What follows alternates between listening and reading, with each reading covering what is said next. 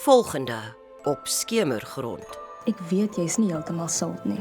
En dankie dat jy gee. Ek moet dit doen, Junior. Anders sal ek myself nooit kan face nie. Ek het maar net gedink ek het 'n break van die doom en gloom pouse clash van die losers.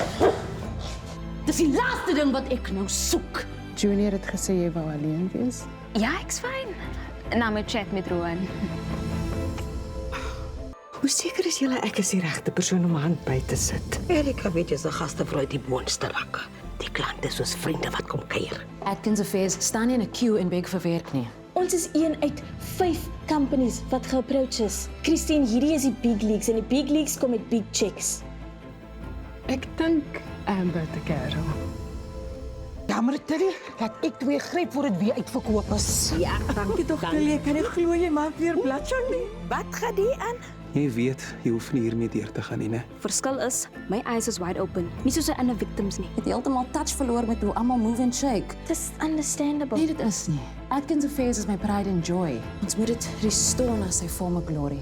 Daar's iemand hier buite. Okay, maak nie saak wat jy bly net. Jy bel die plaaswag. Okay, wees net versigtig. So vir hoe lank chat julle twee nou al? Weet nie 'n week of 2. Maar hoekom het jy niks van my gesê nie? Het jy al die laaste tyd met so baie pyn dat my joy half verkeerd voel? Verstom en hoe direk is met wat hy soek, maak my siek. Ek wens net Amber het die nodig gehad om haarself so te sacrifice nie.